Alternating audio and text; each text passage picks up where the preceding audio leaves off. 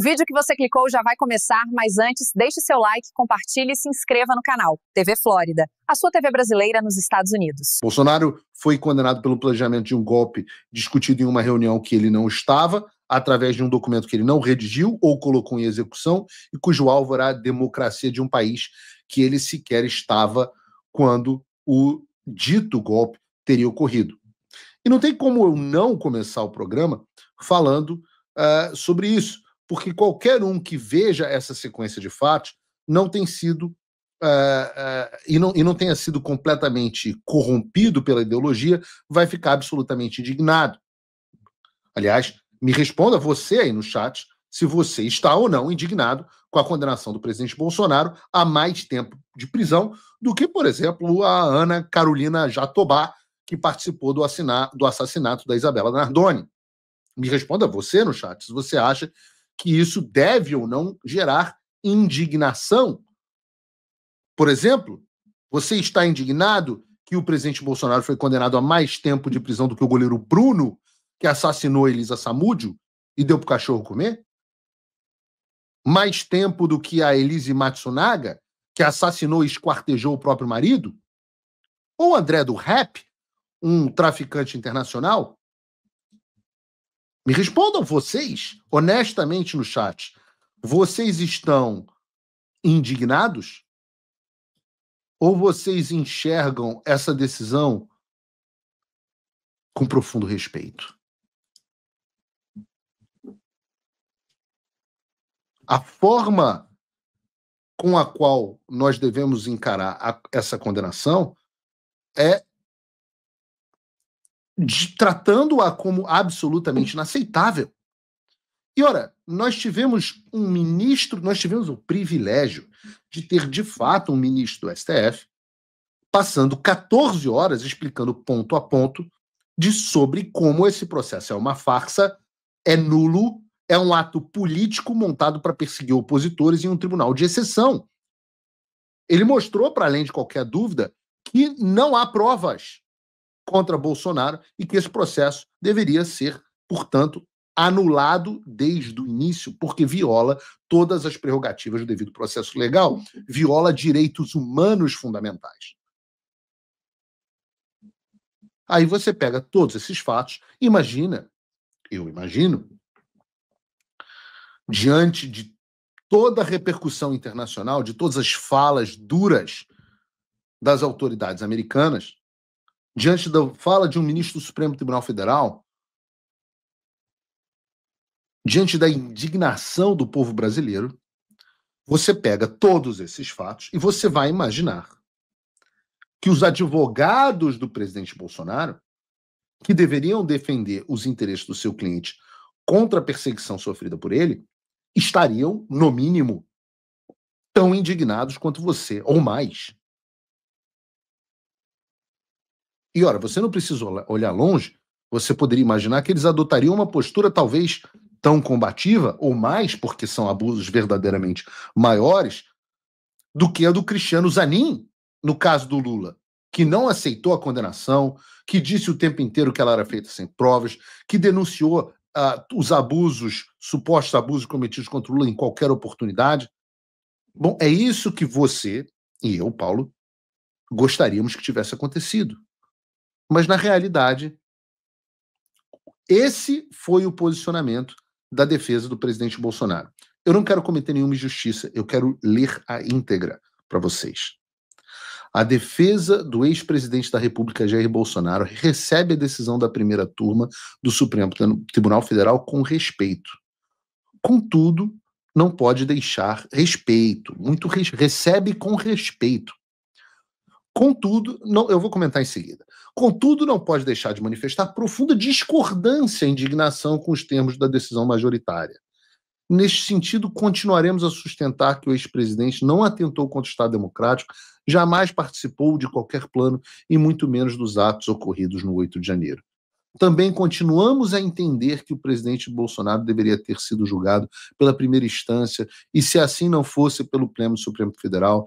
Da mesma forma, não podemos dizer, com todo respeito, muito respeito, repare que tem muito respeito, que a falta de tempo hábil para analisar a prova impediu a defesa de forma definitiva.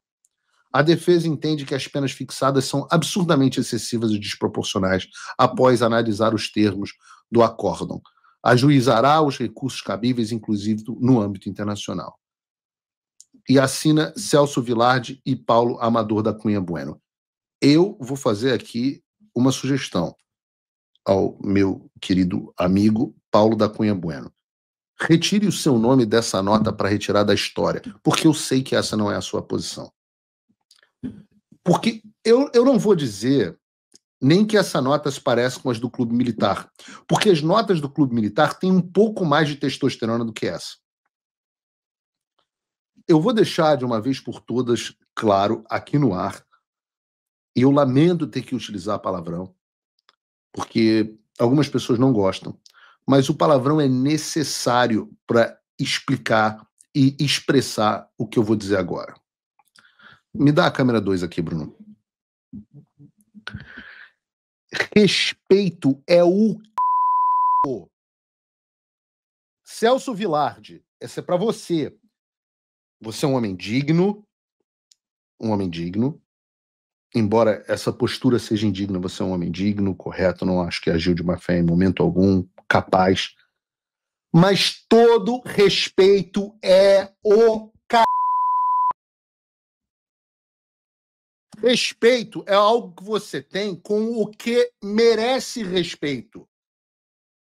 Respeito com alguém que comete os abusos que você listou é coisa de verme, é coisa de quem não tem espinha dorsal ou de quem tem outros interesses profissionais futuros.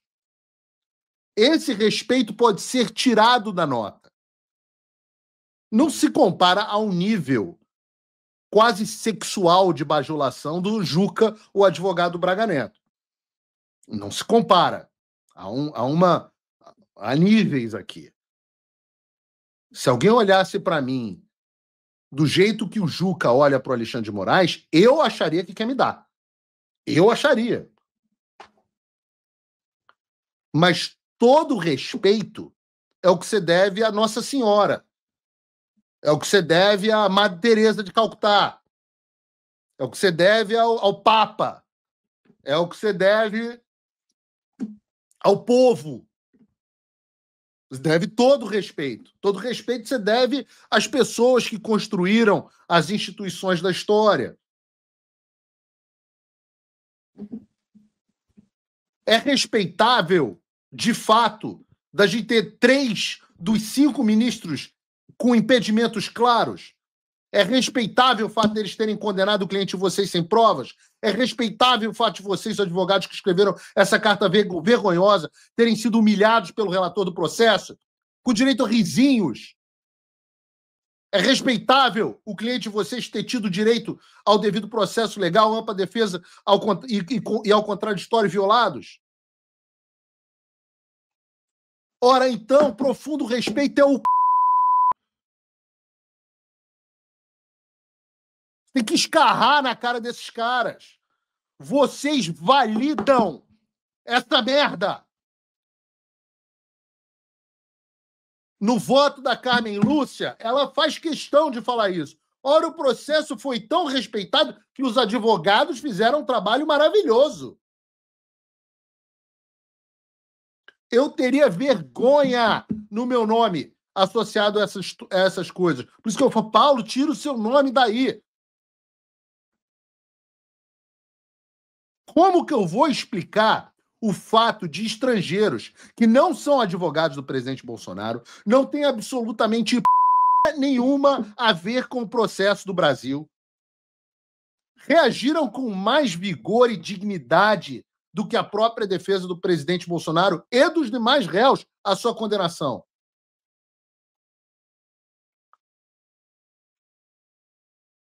Pessoas sem testosterona validam, são cúmplices na validação dessa farsa. É uma defesa que não quis assumir a premissa original e fundamental desse processo. O presidente, o cliente deles, o ex-presidente Bolsonaro, tem a convicção de que roubaram a eleição dele e, portanto, buscou formas dentro da lei de impedir que esse roubo prosperasse. Não vendo alternativa dentro da lei, saiu do Brasil.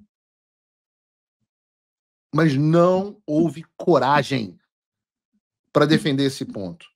E agora não há coragem, não há uma vez na sustentação oral das alegações finais, não há uma vez a palavra farsa, a palavra tribunal de exceção, a palavra perseguição política, como bem disse o Otávio Guedes na Globo News. E eu vou ter que concordar com o cara tem razão. Se você chegou até aqui, é um bom sinal. Para assistir os vídeos completos, acesse nosso site ou baixe nosso aplicativo totalmente grátis.